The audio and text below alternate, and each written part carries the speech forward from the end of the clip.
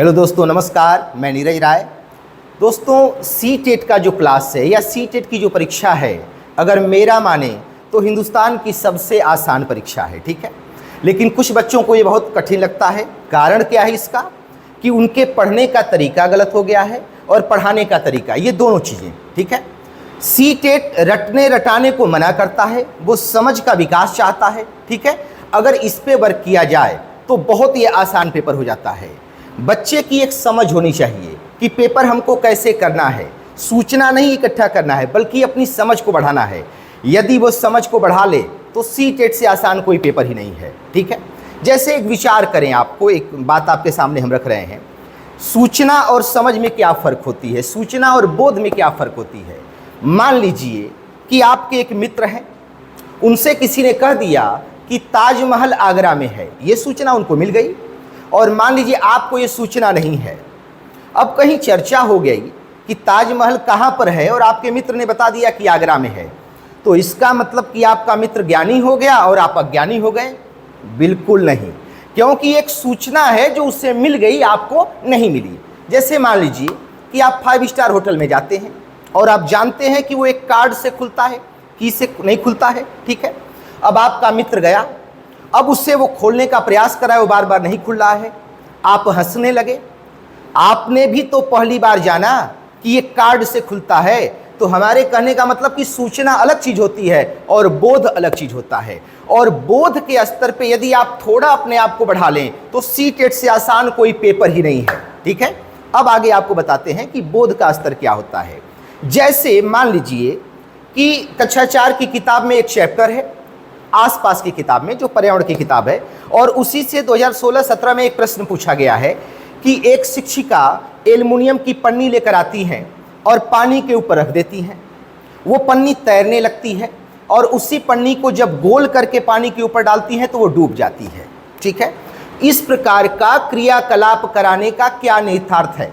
ठीक है, ये प्रश्न पूछा गया है, ये कक्षा 4 की किताब में दिया गया है। और 4 की किताब में जहां दिया गया है वहीं नीचे लिखा गया है शिक्षण, मतलब शिक्षक को क्या करना चाहिए। अब वहां शिक्षक को निर्देश दिया गया है कि आपको घनत्व नहीं बताना है, आपको इस विषय में विज्ञान की कोई सूचना नहीं बच्चे को देनी है।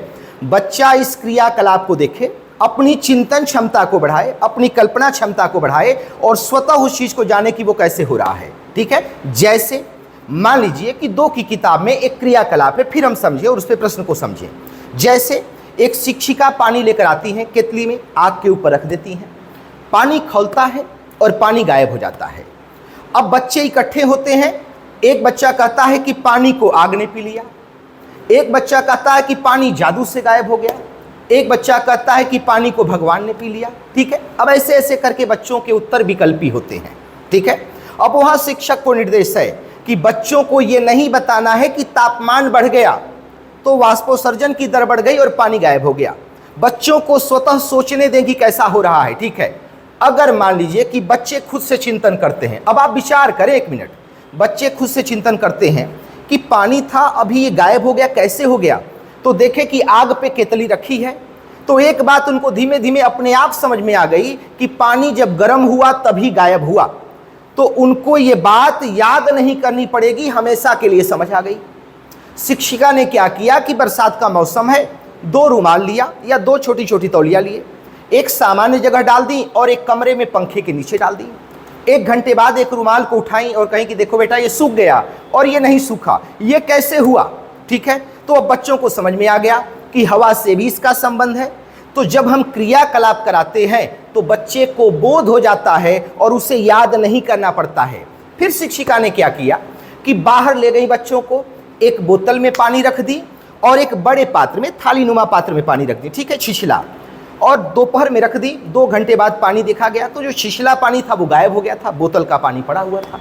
ठीक है, अब इससे क्षेत्रफल का बच्चों को ज्ञान बताना नहीं है, अपने आप हो जाएगा कि पानी फैला हुआ है तो वो उड़ गया और जो बोतल में है गहरा है वो नहीं उड़ा। अगर ये क्रियाकलाप बच्चे बार बार करेंगे तो उन्हें तीनों चीज़ों की जानकारी हो जाएगी। हमको बताना नहीं पड़ेगा, याद नहीं कराना पड़ेगा कि ताप का महत्व क्या होता है, घनत्व का महत्व क्या होता है, ठीक है, क्षेत्रफल का महत्व क्या होता है। ये बच्चे को बोध हो जाएगा और जब बोध हो जाएगा तो बच्चा अपनी मम्मी के साथ जाता हुआ बाहर कहीं जा रहा है समझिए, और एक ट्रक का ड्राइवर अपने भीगे हुए गमछे को शीशा पे वो लटका दिया है, ठीक है, हवा लग रही, सूख रहा है। अब बच्चे ने अपनी मम्मी से कहा कि मम्मी वो देखो, वो उसका कपड़ा सूख जाएगा। मम्मी ने पूछा कैसे? उसने कहा कि मेरी शिक्षिका ने बताया है, ठीक है। अब बच्चे का ध्यान वहां से वहां चला गया, जो पंखे वाली क्रियाकलाप शिक्षिका ने कराई थी उसको उसने देख लिया, ठीक है, और तुरंत अपनी मां को बताया। ये होता है बोध।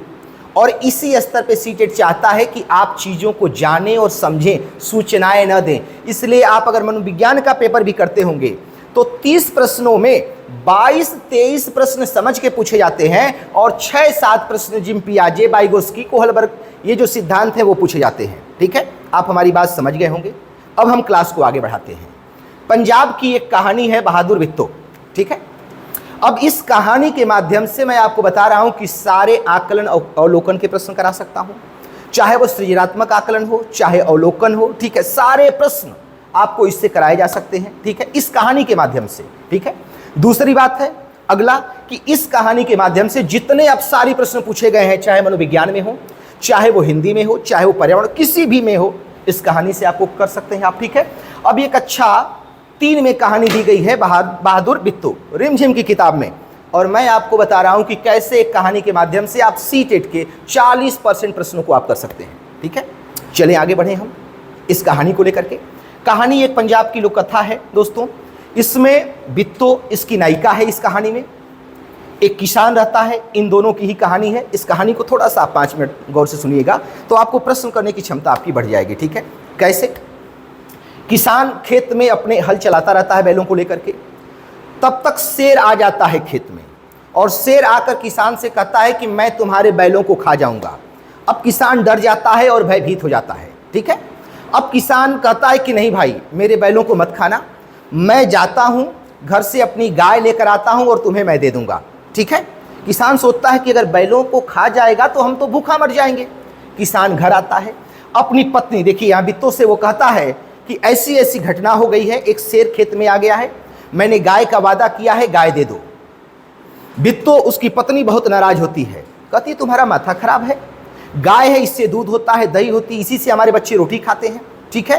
तुम बहुत डरपोक हो, तुम जाओ शेर से कह दो कि हमारी पत्नी तुम्हारे लिए नाश्ता लेकर आ रही है, तुम इंतजार करो, ठीक है। अब किसान डरता हुआ खेत में जाता है और खेत में पहुंचने के बाद वह शेर से कहता है कि गाय बहुत मरियल थी, उससे आपका पेट नहीं भरेगा, हमारी पत्नी आपके लिए नाश्ता लेकर के आ रही है। बित्तो ने क्या किया कि बड़ा सा पग बांधा, अपने चेहरे पे थोड़ा बहुत कलर लगाया, 1-2 जो घर के सामान होते हैं वो पग में लगा लिया, कटारी हाथ में ले लिया और घोड़े पे बैठी, ठीक है, और टपाक टपाक करते हुए खेत में आ गई। और खेत में आते ही अपने पति किसान से बोली कि ऐ किसान, तुम तो बोले थे कि 4 शेरों का नाश्ता करवाएंगे, ये एक मरियल शेर, इससे मेरा क्या होगा, इससे तो मेरी भूख नहीं मिटेगी। अब शेर कहा कि अरे ये कौन सी राक्षसी आ गई जो शेर का नाश्ता करती है। अब शेर वहां से भगा। झाड़ियों में छुपा हुआ एक भेड़िया इस सारी घटना को देख रहा था। अब शेर चुपचाप जंगल में जा रहा है, ठीक है, भूख के मारे उसकी आंतें सिकुड़ रही हैं। तब तक भेड़िया सामने पहुंचा, कहा महाराज कहाँ आप जा रहे हैं? उसने बताया कि किसान के खेत में एक राक्षसी आ गई है। भेड़िया जोर से हंसा और कहा राक्षसी नहीं है, वो तो किसान की पत्नी बित्तो है, आप तो धोखा खा गए, आप हमारे साथ चलिए, आपसे वादा करते हैं कि किसान अपना बैल आपको खाने के लिए दे देगा, ठीक है। अब क्या हुआ, शेर को विश्वास नहीं हो रहा था। शेर ने कहा कि भाई तुम अपनी पूंछ मेरी पूंछ एक साथ बांध दो, तब मैं खेत में चलूंगा, वरना नहीं चलूंगा, ठीक है। भेड़िया तैयार हो गया क्योंकि वो जानता था कि किसान की पत्नी है बित्तो। जब ही पूंछ बांधे खेत में पहुंचे तब तक बित्तो फिर ठहाका लगा के हंसी और बोली कि ऐ भेड़िए, तुम तो कहे थे कि 4 शेर लेकर आएंगे नाश्ते के लिए, तुम तो 1 शेर लेकर आए हो। अब शेर को समझ में आया कि ये तो मुझको धोखा करके लाया है। अब शेर वहां से चला, ठीक है, और भेड़िया पीछे पीछे उसके घिसटते हुए, देखिए ये दोनों पूंछ बंधी हुई है, ठीक है। अब ये कहानी है कक्षा 3 की किताब में, रिमझिम में, ठीक है। अब ये तो बच्चों के लिए हो गई। 2 किताबें सीटेट में आती हैं, आपको नहीं पता होगा, एक शिक्षक के लिए आती है और एक बच्चे के लिए आती है। जो शिक्षक के लिए किताब आती है सारा प्रश्न उसी से बनता है। अब हम चलते हैं कि शिक्षक की जो किताब है इस चैप्टर पे, कि उसे प्रश्न कैसे कराना है, उसी से आपको समझ में आएगा ये कहानी के बाद, ठीक है। अब देखें हम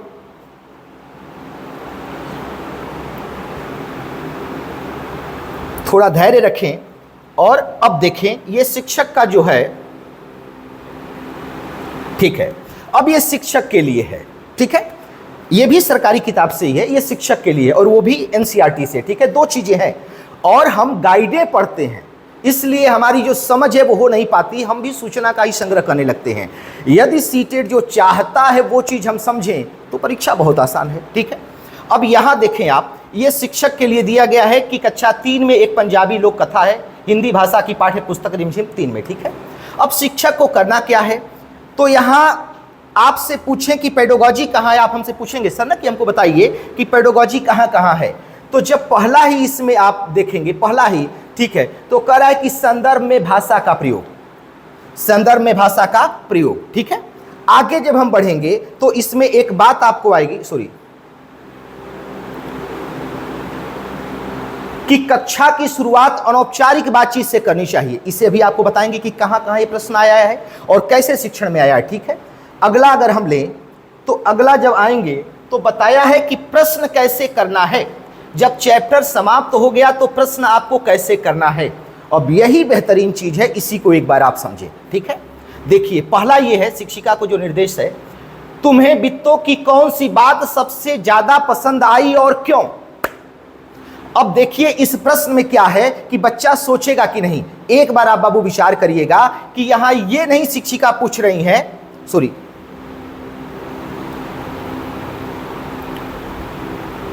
हाँ, यहां शिक्षिका ये नहीं पूछ रही है कि किसान की पत्नी का नाम क्या है, उसके खेत में कौन सा जानवर है, बिल्कुल नहीं, ये सूचना हो जाएगी। शिक्षिका पूछ रही है कि तुम्हें वित्तों की कौन सी बात सबसे ज्यादा पसंद आई और क्यों। यहां बच्चा चिंतन करेगा, कल्पना करेगा, सोचेगा, ठीक है। दूसरा प्रश्न लेते हैं, शेर ने वित्तों को राक्षसी क्यों समझा। यहां भी बच्चा सोचेगा, चिंतन करेगा, ठीक है। तीसरा प्रश्न है, अगर कहानी में शेर की जगह हाथी होता तो क्या होता। यहां भी बच्चे की सोचने की क्षमता बढ़ेगी, चिंतन करने की क्षमता बढ़ेगी। यह सब अपसारी प्रश्न है। यह कैसा प्रश्न है, अपसारी है, सृजनात्मक प्रश्न है, देखिएगा गौर से। और आकलन का जब भी प्रश्न पूछा जाएगा तो ऐसे ही प्रश्न रहेंगे। मैंने कहा कि जितने आकलन के प्रश्न हैं, चाहे वो सृजनात्मक आकलन हो, चाहे आकलन हो, चाहे जितने अपसारी प्रश्न मनोविज्ञान में है, पर्यावरण में है, सब आपको हल करा सकते हैं इन्हीं प्रश्नों के द्वारा, ठीक है। आप देखिए अगला, अगर तुम वित्तों की जगह होते तो शेर से कैसे निपटते, ठीक है। यहां सब जगह बच्चे की व्यक्तिगत राय पूछी जा रही है, ठीक है। क्या कभी तुमने कोई तरकीब लगाकर समस्या को निपटाया है, ठीक है। अगला, अगर वित्तों की यह कहानी तुम्हें अपनी दादी को सुनानी है तो अपनी भाषा में कैसे सुनाओगे। यह शिक्षिका के लिए निर्देश है कि इस प्रकार से आप बच्चों से बातचीत करेंगी, ठीक है। अब आगे बढ़ेंगे चिंतन बिंदु में, तो इसमें दिया गया है अगला कि कहानी का अंत बदलने के लिए कहेंगे, ठीक है। कैसे आकलन करेंगे, कैसे अवलोकन करेंगे, ये शिक्षण के लिए है, ठीक है। ये टोटल चैप्टर आपको दूसरे क्लास में बताएंगे कि कैसे कैसे, पहले इतने प्रश्न पे विचार कर लें और कहानी का अंत बदलना जैसे आपको दिखा दें, ठीक है। अब यहां देखिए, यहां है, कह रहे हैं कि बहादुर वित्तों कहानी के संदर्भ में स्थिति विशेष प्रस्तुत कर मीता ने बच्चों से कहानी को अपने अपने अंदाज में आगे बढ़ाने और कहानी का अंत बदलने के लिए कहा, ठीक है। इसी में है, तो ये सारी चीजें आपको अगर पूरा ये चैप्टर देख लेंगे तो 3 पेज का चैप्टर है। अब ये शिक्षक के लिए निर्देश है कि आपको कैसे पढ़ाना है, और सीटेटीसी पे प्रश्न पूछेगा। हम दुनिया भर की गाइडें पढ़ना चालू करते हैं, ठीक है। बेहद आसान, हमको लगता है कि इससे आसान कोई पेपर नहीं है, ठीक है। अब प्रश्न पे आते हैं तब आपको ज्यादा समझ में आएगा। आप कहेंगे सर बात करते चल रहे हैं, प्रश्न पे लाइए तो हमको बताइए ना। तो अब आते हैं प्रश्न पे, ठीक है। देखिए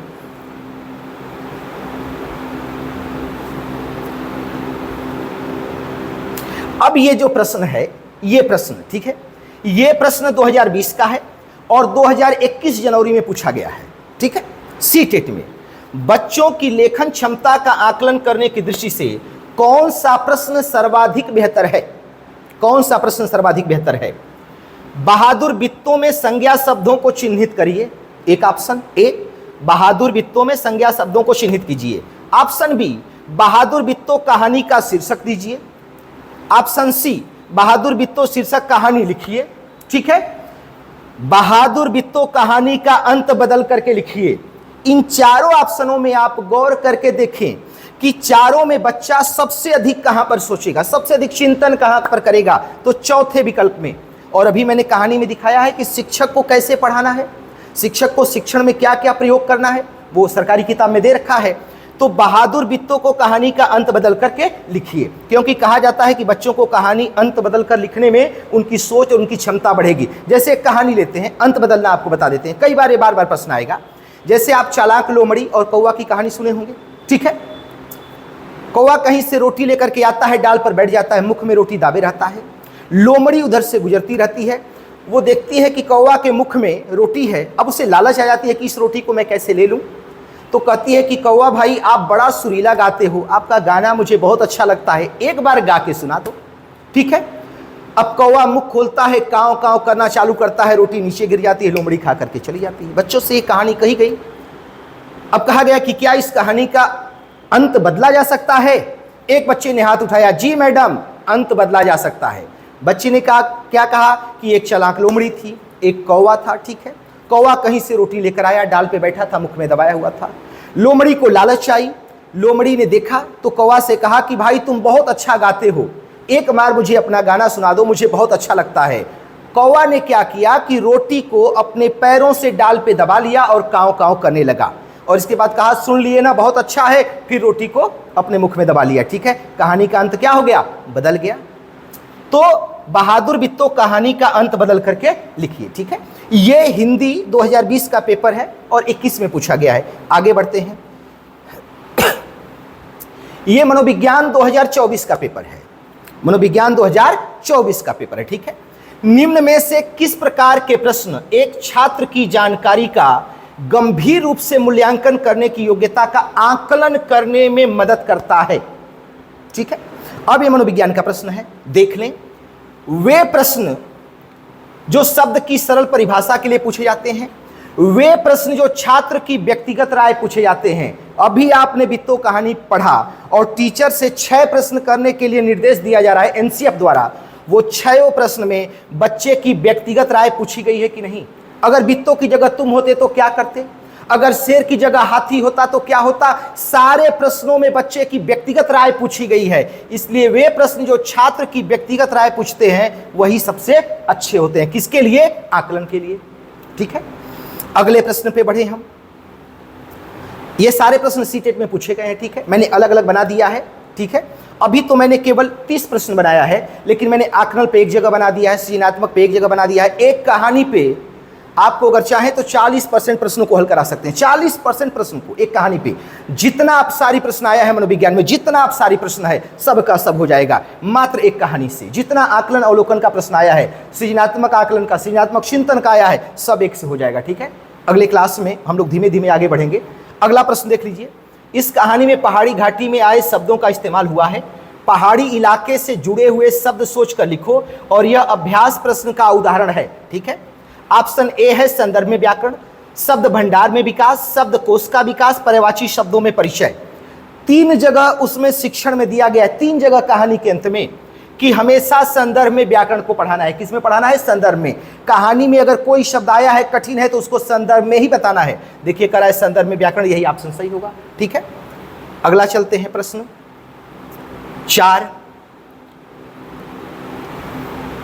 अच्छा,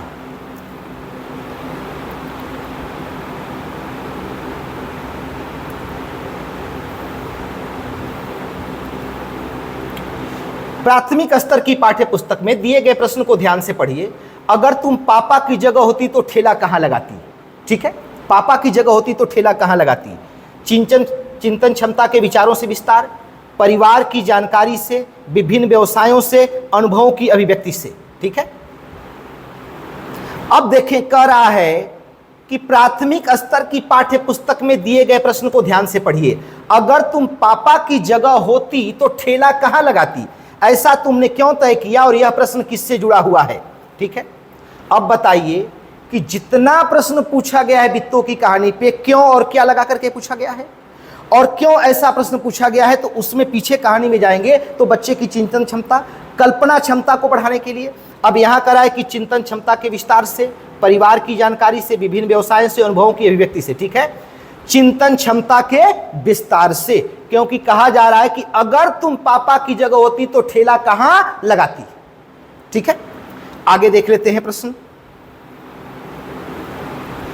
बच्चों की भाषाई क्षमताओं के आकलन के लिए सर्वाधिक सहायक क्या है? सर्वाधिक सहायक क्या है? बच्चों की परस्पर अनौपचारिक बातचीत, बच्चों की कक्षा में औपचारिक बातचीत। पहला ही शिक्षण निर्देश में था कि बच्चों से अनौपचारिक बातचीत करें, कहानी को चालू करने से पहले अनौपचारिक बातचीत करें। अब सर हमसे आप पूछेंगे कि सर अनौपचारिक बातचीत क्या है? ठीक है, देखो बाबू, जैसे ही बच्चा आया क्लास में, अब उससे हमने पूछा कि तुम कैसे हो। एक बच्चे ने कहा कि मुझे बुखार था। मैंने पूछा कि तुमने दवा लिया। अब उसमें आप पीछे जाकर 1 मिनट यहां पे देख लें बाबू, तो आपको ये समझ में आ जाएगी।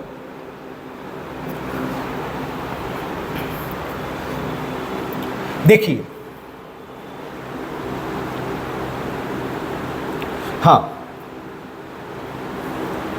अब कह रहा है कि मीता ने कक्षा में आते ही रोज की तरह सभी बच्चों के बारे में उनसे बातचीत का सिलसिला शुरू किया। यह बेहद अनौपचारिक बातचीत थी। मोहित का बुखार कैसा है, दवाई ली क्या, रेशमा ने कल विद्यालय से घर जाकर क्या किया, बच्चों ने कौन कौन सी किताबें पढ़ ली, ठीक है, तुम्हारा बुखार ठीक है कि नहीं, दवाई ली कि नहीं, तुम्हें कोई पेंसिल मिली है, रेशमा की पेंसिल खो गई थी। ठीक है, एक बच्चा कह रहा है सर मैडम मेरी किताब को चूहे ने कुतर दिया। एक बच्चा कह रहा है कि मैडम मैं किताब बाहर रखा था, बारिश में भीग गई। ठीक है, अब कह रहा है कि जो ये अनौपचारिक बातचीत शिक्षिका कर रही है, इसको हम आज की बातचीत कहते हैं। अनौपचारिक बातचीत को आज की बातचीत कहते हैं। इससे बच्चा क्लास में सहज हो जाएगा। उससे लगेगा कि ये मैडम नहीं है, ये तो हमारे घर जैसी है। ठीक है, जैसे घर में बातचीत की जाती है। इसके बाद क्लास को आप चालू करें। तो अब प्रश्न को हम लोग देखें बाबू। प्रश्न पूछा गया है, ये देखें 7वां प्रश्न, कि बच्चों की भाषाई क्षमताओं के आकलन के लिए सर्वाधिक सहायक क्या है? बच्चों की परस्पर अनौपचारिक बातचीत। ठीक है, अब कल ये प्रश्न आपको हल करवाएंगे और फिर बताएंगे कि कहानी पे कैसे ये प्रश्न सारे होंगे। ठीक है, अगर आप हमारे साथ जुटे रहे तो बिल्कुल सीटेट की परीक्षा आपके लिए हम आसान कर देंगे। ठीक है, धन्यवाद दोस्तों, नमस्कार।